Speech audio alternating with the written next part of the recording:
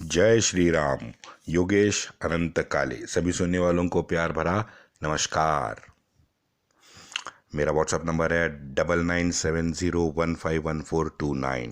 मित्रों, मुझे व्हाट्सएप पर आपके प्रश्न या आपके सुझाव अवश्य भेजें। मैं उनका उचित सम्मान करूंगा। तो मित्रों, ये 37 साल के यथा तथा चलाए शासन का अंत हुआ और फिरोज कब्र में डाल दिया गया। साल था 1388। अब एक नराधम मर गया तो भेड़ियों का सरदार आ गया। इस्लामी पशुओं की नज़र तो 1000 साल से भारत भूमि पर थी ही, हम सब जानते हैं, आज भी है। 1311 में कासिम आया गया, गजनी आया गया, घोरी आया गया, फिर वो गुलाम वंश के जो 5-6 आए वो गए। बीच में 30 साल खिलजी आया, खिलजी ने नोच लिया। और अब आया शौतानों का सरदार तिमिरलेन, तैमूरलंग या टिमोर। ये वही पशु था जिसके वंशजों ने 1707 तक पूरे हिंदुस्तान को बर्बाद कर दिया। वैसे फिरोज शाह की बर्बरता हमने देखी है जब नागरकोट के ज्वालामुखी मंदिर में उसमें मंदिर के गायों को काट के उनकी पूंछ उन्हीं ब्राह्मणों के गले में लटका दी थी। लेकिन भाई, हमारी पाठ्य पुस्तकों में तो ये अपना भगोड़ा फिरोज जो 50 बार हार चुका है, वो विद्वान है, देवदूत है, भारत भाग्य विधाता है, रिफॉर्मिस्ट है, सेक्युलर है, पता नहीं और क्या क्या है। इस खूनी जानवर का एक बेटा था मोहम्मद तुगलक दूसरा। ये 1390 में आया, 1394 तक शूर हमारे राजपूत और उनके ही अन्य मोमिन जागीरदार, उनसे बच बच कर इसने सत्ता में राज किया। लेकिन इस क्रोधी नपुंसक ने भी हजारों हिंदू कत्ल करके अपने बाप की वंशावली को सिद्ध कर दिया वो 4 साल में। अब पता नहीं हमारे भांड वामपंथी एक ही तरह के अत्याचार करने वाले इस बेटे को गाली देते हैं और उसके बाप फिरोज को ताली देते हैं। ऐसा क्यों, मुझे आज तक समझ नहीं आया। ये 1394 में मोहम्मद तुगलक मर गया तो उसका बेटा आया, हुमायूं या सिकंदर। अब पता नहीं कैसे उसी साल 1394 में वो मर गया। बाद में कोई मोहम्मद आया। विद्रोह, क्रोध, अस्वस्थता, ये तो पूरे भारतवर्ष में चरम पे पहुंच ही गई थी। बंगाल, लाहौर, पंजाब, गुजरात, मालवा दिल्ली सल्तनत से कट के स्वतंत्र ऑलरेडी हो चुके थे। हालात तो इतने खराब हो गए थे कि इन इस्लामी जानवरों के या ये जो नपुंसक मोहम्मद जो था वो दिल्ली के एक भाग पर, और उसका चचेरा भाई था नुसरत शाह, वो बची हुई आधी दिल्ली पर राज कर रहा था। क्या मजाक है, देख लो, दिल्ली सल्तनत, अरे बाप रे। दिल्ली के 2 भागों में दोनों को राज करना पड़ रहा था। अब इस समय की धांधी में 1398 में तिमूर एक आंधी की तरह उत्तर भारत में घुस गया। उसका तो बस एक ही एजेंडा था, लूट, तबाही, धर्मांतरण। सच्चा सुन्नत पे चलने वाला ये मोमिन था, खूनी दरिंदा। गोरी से ज्यादा ऊधम इसने मचाया है। तिमोर ये कुश इलाके के जमींदार तुर्की का एक लड़का था जो अप्रैल 9, 1336 को पैदा हुआ। अब कोई कथाकार इसे चंगेज खान का वंशज मानते हैं, कोई कहते हैं कि गरीब बकरी चराने वाले कबीले से इसको जोड़ते हैं। लेकिन तैमूर है वो खुद को चंगेज से जोड़ता था। बहादुर था, लड़ाकू था, और इसी वजह से तैमूर 25 की उम्र में ही तुर्कस्तान का शासक बना। लेकिन इसको भी विरोध के कारण ये लड़ाकू, बहादुर, पराक्रमी 25 साल के लड़के को सन 1369 में सऊदी के बीहड़ में भागना पड़ा था, लेकिन लड़ाकू था तो फिर उड़ गया। समरकंद पे हमला किया, समरकंद को जीतने के बाद फिर से वो सुल्तान बन गया, और जैसे बना तुरंत खुरासान के अमीर हुसैन पे वार किया और उसको काट डाला। यहाँ पे ये शिया सुन्नी ये झगड़ा आपको याद रखना पड़ेगा। 1390 में बल्ख का राजा बना। वैसे मैं आपको बता दूं मित्रों कि बल्ख जो है ये संस्कृत भाषा का वाल्हीका का एक अपभ्रंश है।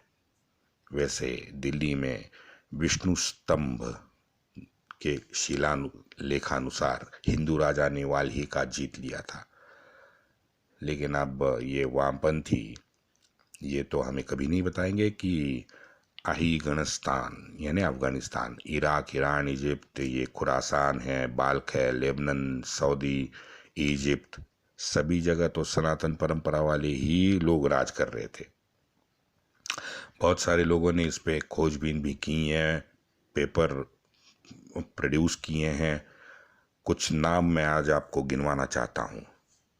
सीताराम गोयल जी, पुरुषोत्तम नागेश ओक जी, फालोलिन, फ्रा पानोलाइन डी तान,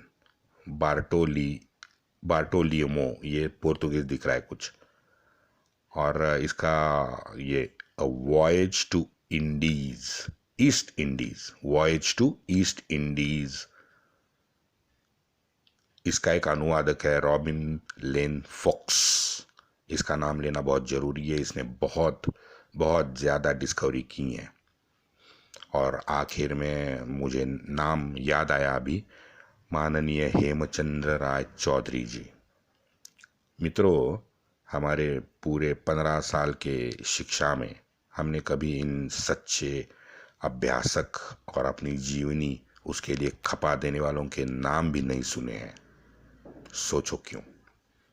आखिर में एक ही बताता हूं कि इस्लाम के नबी मोहम्मद के चाचा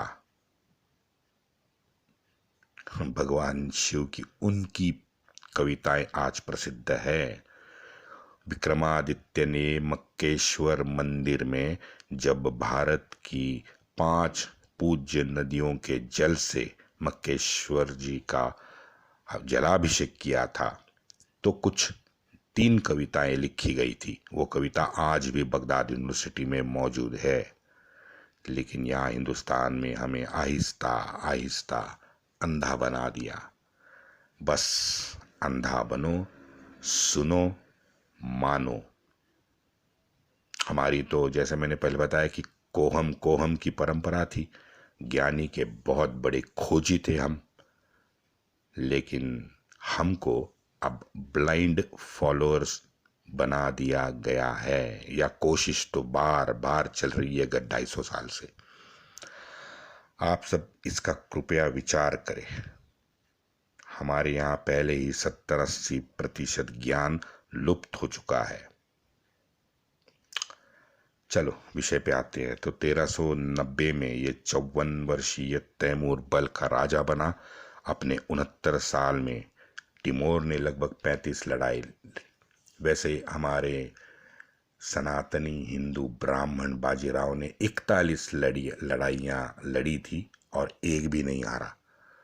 तैमूर 69 साल में 35 लड़ा और 2 हारा, लेकिन शूर तो था, ये तो मानना पड़ेगा। टिमोर ने हरिद्वार से लेके इजिप्ट कैरो तक नंगा नाच किया है। कंदहार, ईरान, इराक, इजिप्ट तक के देश बर्बाद कर दिए। हालांकि तैमूर अनपढ़ था, लेकिन उसके जीवन पर शायद उसने ही एक पुस्तक लिखवाई थी, मलफुजान तिमूरी या तुजाक तिमूरी। ये उसने खुद लिखवाई है शायद। लेकिन अनेक चापलूसों ने अनेक तरह से इसका कालखंड दर्ज किया गया है। ये कंट्रोवर्सी है। एक लेखक है M.H. इलियट, उनकी एक पुस्तक है उसमें इन्होंने रेफरेंस दिया है कि शरीफुद्दीन यजीदी नामक कोई लेखक है, उसकी पुस्तक थी जफरनामा। जफरनामा में पूरी तरह से तैमूर का महिमा मंडन किया गया है।